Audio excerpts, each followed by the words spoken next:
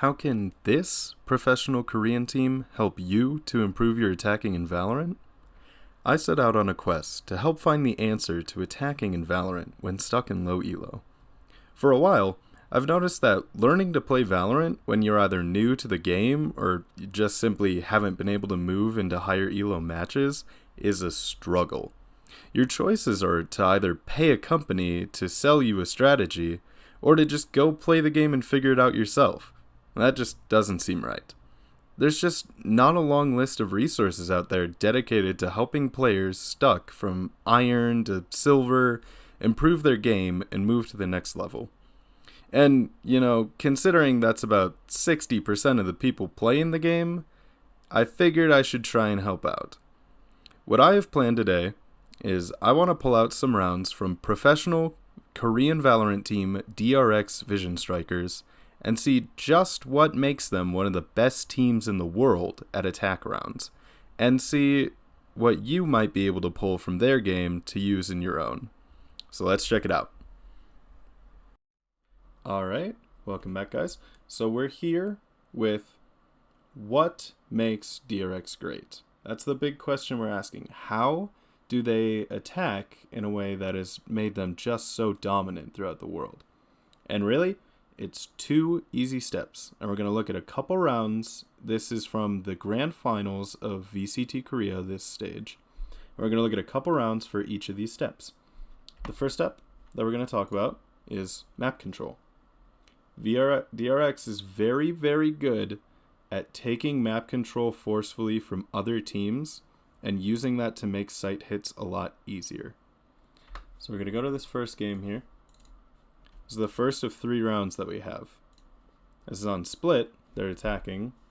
And the idea, if you look up at the little mini map here, is that they're pretty mid-heavy. The chamber is sitting here watching for any aggressive defensive pushes. He's got his alarm bot to play off of. The Omen's kind of doing the same thing on the B side. They're just making sure that while the team is going mid, none of Maru is pushing out of the main extremities. And in mid, what's going on here is what you'll see. They'll Prowler up here pretty early and try and send that into mail. They're going to smoke off vent so that none of the defenders can play there and contest it. The Neon with the Prowler is going to sprint up here towards mail and concuss this little area. So anyone sitting in there, she can just run up on, and they're stunned, and they really stand not much of a chance. And then eventually, the Breach is going to be set right here, and he's going to send a concussion into B Heaven, basically at the same time that the Neon is about here. And this set play that they have will give them all of B Heaven control, and basically control of all of mid. So we can run it forward a little bit, and you'll see it in action. So the round starts, the smoke comes up, Prowler comes out, Neon sprinting, Mail is concussed, and right there, the Breach concuss hits Heaven, and the Neon just slides right in. Now what happens as a result of this is that they have all of B Heaven and the rest of mid. And Maru, the Breach, was playing B Heaven, and he fell out, and he's basically yelling to his team, hey guys, I need a lot of help. There's a ton of pressure coming to me, B Heaven. And so these 2 players are rotating off. And let me tell you, this is exactly what DRX wanted. Because the plan for DRX was never, ever to go B. They forced the smoke from Omen and B main. And they forced a smoke. He put a smoke at A main early for pressure. So now they have all of this control. And what they're going to do is nothing. Maru is freaking out. They're watching main. They're watching Heaven. They're getting 2 people to rotate over. And DRX is like, cool. Let's go A. Let's go A where there's only 1 person left. Because everyone on Maru just rotated because Neon sieged their B Heaven. So they're all running through sewers. And they're just... this poor Chamber, who ended up being the anchor for the site, is just going to be waiting while the rest of his team... look at Maru. Maru still thinks that they're in here. They're clearing it out. They're like, what happened? And soon they're going to realize that DRX just ran. And they took their space, they forced their rotates, and now, for absolutely free, DRX gets a 4v1. And they just get to take out this chamber. It's not even like contested. There's no Omen smokes because they forced the Omen to use his smokes early. And so all the chamber can do, I mean, the chamber killed one here and then just gets traded. Maru's Omen TPs to try and help him, but it's too late. DRX have won the round just by forcing everyone to rotate to watch B main and then just taking an easy 4v1. Alright, and now we're on to the second round of the first point for this. This is going to be in a different map. We're actually an Ascend on round 11 versus the same team. And this is going to be a round where they have KJ watching B, they have Omen watching A, and the rest of the hit is going to come mid. They're going to be hard pressuring mid, and this is honestly a very, very common strategy in Ascent. You will see this a lot of times at high levels or in pro games. Mid is very important on this map. So what they're going to do at the start of this round is they're going to get an Omen smoke right here, and they're going to get a Fade Haunt on one of the roofs up here. And what this Fade Haunt is going to do is it's going to see over the Omen smoke and clear out Cat. And it's also going to clear out this close area by the arch of bottom mid. So right at the start of the round, they're going to control this whole area of the map. And they're also going to send a KO knife to market. This KO knife is very good because if there is someone playing like here in market or like here, it basically forces them to make the decision of either shoot the knife and tell DRX that you're in market, or ignore the knife and the knife will tell DRX that you're in market. Oh yeah, and you have no abilities. So it's a very, very good info tool for them, and it's going to force this Omen to go back into CT. So we can play forward a little bit, and they get a bit of this control. And what's going on this side of the map is, I mean, KJ was pretty bored. There was no one coming there. She got a turret watching it, so she moved over with them. But in A, the Jet and the Astra are trying to push up to get a main control, which is pretty important because, I mean, the hit is ultimately going to be coming A. So them doing this is very good for them. The unfortunate part is that they jiggle this angle and they don't see the Omen. So that helps sell the facade that this is a full like mid, like maybe a B market split. And Maru has no idea of that at all. So there comes the Haunt and the knife. The Jet's going to start pushing up here. They're also prowling it just to be safe and clear everything out with the fade. And then a second smoke is going to come out from this Omen right here. On this, you can see the attackers start pinging it. So that's where the second smoke is. And what that's going to do is it's going to block off this Omen that fell back CT. Because if this Omen is sitting here and it's not smoked, he can see whether they go into market or not. And he can tell his team. And I mean, he can shoot people that are going into market, obviously. And so the smoke cuts off his vision and basically forces him to make the decision of, do I want to hold this smoke and see if they come in our spawn? Or do I want to go to B to help our fade in case they are splitting B and market? Ultimately, he does go to B site. And so it gives just that much more space to this Jet here to push up. Or I guess to make them think that she's pushing up. And look at the A players. The A players are now backing off because they're unsure of what's going on. And this is the part where the round flips on its head. Because this is where all of DRX is like, alright, let's go A. We have all of this control, and they are locking the Fade and the Omen to B. These people cannot leave. Because if they try to leave, they might get timinged and get shot, or the hit might actually just be B and they give up the site. So now look at this. 3 people group up to go Cat. 2 people group up in main. The KO actually does a really, really good play on Maru's side and sends out the knife here. And they shoot it. So Maru now knows that at least one person is lurking up A. And this coordinated play that DRX is going to do, the Omen's going to flash the KO and the Jet's going to dash in on him. And that play is going to effectively end the round. The Jett gets the kill on KO here. There's 2 people A main to fight these 2 players. And these 2 people are going to die. They are pinched from every direction and they have no chance. And the other 2 players are trapped B. Because the market B split was such a great threat that they couldn't move. And so DRX won this round just by pressuring mid. It was a very, very good display by them. Alright, so now that we've gotten through those first 2 rounds that we saw, we can move on to step 2 of what makes DRX so good at attacking. And the idea of this step is going to be combo utility, or just in general smart util usage. DRX, more than I think anyone else in the world, I think has insanely synergistic combo utility. They do a very, very good job of playing with each other and using their utility together to pressure enemies out. And I think that's what makes their executes so scary. And the 2 clips I'm going to pull up here are both going to be executes from their split game. Now this is just a replay, but this first round that we're going to take a look at is round 9 of the split game. It's just getting started right away here. So they're going to prowl to get control of main here, B main. And this is just going to be a 5-man. They're running B main, and they're going to overwhelm the site. The chamber is ulted on Maru's side, and he's trying to hold this line, but he gets prowled back, so he's playing Shroud currently. And they've got 2 players Heaven.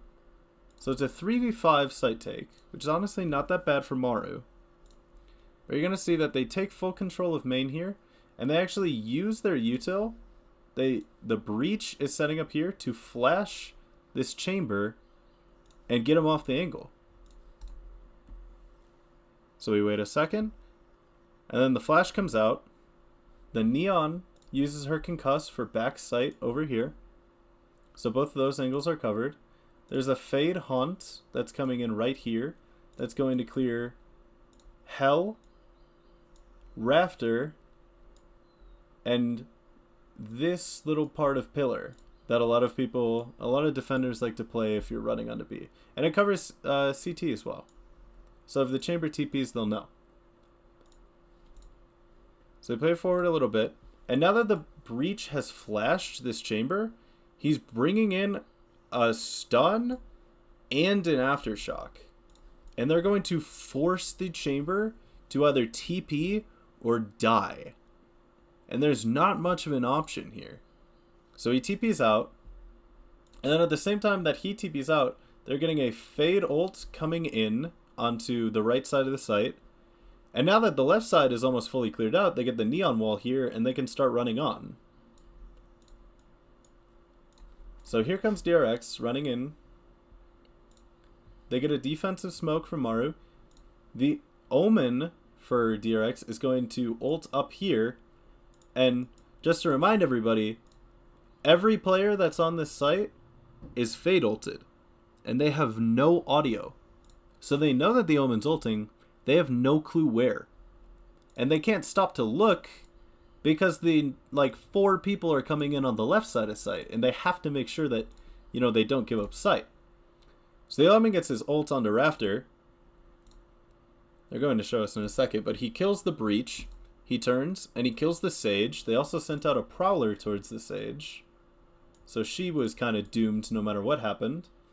And now the Neon, being Neon, has sprinted and has come to help at Heaven. But at this point, it's a 5v2 because the Omen's not even here. And the Chamber only has his op and a Shorty versus just everybody that's coming onto site. The Omen flashes Heaven, and the Neon tries to jump out into Hell as the flash is coming out and just gets killed by RB, the Neon. And now, there's no chance for Maru. The round is over. It all just comes off the back of, the Breach Flash, the Neon Wall, the Fade Ult, the Omen TP. They use their utility together in synergy. The Fade Haunt came out at the same time as the Blind. If you Haunt at the same time as you Flash somebody, how are they going to shoot the Haunt? So, you use these pieces of util together. How are they going to know where the Omen's ulting if they're Fade ulted and they can't hear? you know? And the Fade ult comes out with the Prowler. Now the Sage is tracked. She's got too much to handle. You use all of these pieces of util together, and the defense can't deal with them. So that's the first one that we're going to look at. The second one is actually the same map. It's a later round. And this is going to be what happens when you are this good at executing onto sites. This is called fear tactics in action. So we're just going to start out. Chamber is watching A. He's making sure that no one's lurking out. They've got a trip in sewers in case they give up mid control and someone tries to lurk on the chamber. Or if like he leaves later on and they come out of A, you know. They just got that controlled. They've got the Neon for right now watching mid. And they're using the Breach. So right off the bat, the Breach is stunning like this. And the Omen is TPing into this corner. So they can get B main control. This round is really important for them to get B main control. So they successfully do that, and they push the Sage and the Omen back with a couple jump peeks, and they're making sure that everything's clear. And now it prompts out rotations from Neon, and the Breach in the chamber. Now, let me remind you from earlier in the video, they're not rotating everybody they have to this B heaven, because they've already been punished for that multiple times in this game. So, they take B main control, and they start pushing the Fade and the Omen over, saying maybe we can execute a good fake here. Maybe we can get them to rotate to B and then get some numbers advantage going A. So the Neon and the Breach are both going to go into B main here. And they're going to sell the fake of a lifetime. We call this the Optic because they really on Fracture popularized playing Neon Breach and really like having this heavy fake. So now the Omen has no idea where the enemy team is. He tries to ult right here to get info if it's actually a B hit, and the ult gets destroyed immediately, telling him maybe this is a B hit because they didn't even have to think before they destroyed that ult. So the Sage rotated all the way over here, but she's going to be thinking, wait a minute, this actually could end up being B. And this is where the Neon and the Breach strike. They get an Omen smoke into heaven, they get the Neon wall going, and they get a Breach flash. And the Neon runs on, and the Breach is like, alright, have fun storming the castle, I'm out. And he goes back A. Well, he goes back mid. And so the Neon runs in with her wall, she pops ult, and these two are just panicked. I mean, their site is getting sieged. They pull the Sage over, they pull the Chamber over, but the Chamber's like, wait, no, they've done this to us multiple times before. The Neon gets killed, and by the time the Neon dies, these three that went A have pushed up and they caught out the Breach trying to run on site to anchor. He knew that they were going to come A ultimately and that he needed to anchor, but because the pressure was so hard, he hesitated. And that hesitation got him killed. The timing fucked him over. So the Chamber's coming back, and now they know it's a full A hit. And it's just over. I mean, there's nothing they can do. They get a smoke. They get hit by the trip. The Fade, Zest, here actually gets very, very fortunate because he gets caught in a really bad position with the Chamber swinging him. Fortunately for him, his Chamber is opping the angle, and he survives that situation. And now A-side is free. The Breach is going to come running over pretty late, but they have everything for free. And it's all because their executes are so good and so scary that you can't survive the executes unless you have a lot of people on site. And if you can force that many rotations coming out, fakes with Neon and Breach are very, very good and will help you get a lot of space from your opponent. And that's how DRX takes care of business. That's really all there is to it. Alright, and that should just about do it. I hope you liked the video. I'm hoping to make more stuff like this in the future of just analyzing pro games and kind of giving it a practical use for really anyone, maybe lower elo players, maybe we'll get to higher elo players, we'll see. If there's a certain team that you guys want to see me analyze or anything, leave a comment down below. And otherwise, just like, subscribe, and have a good day.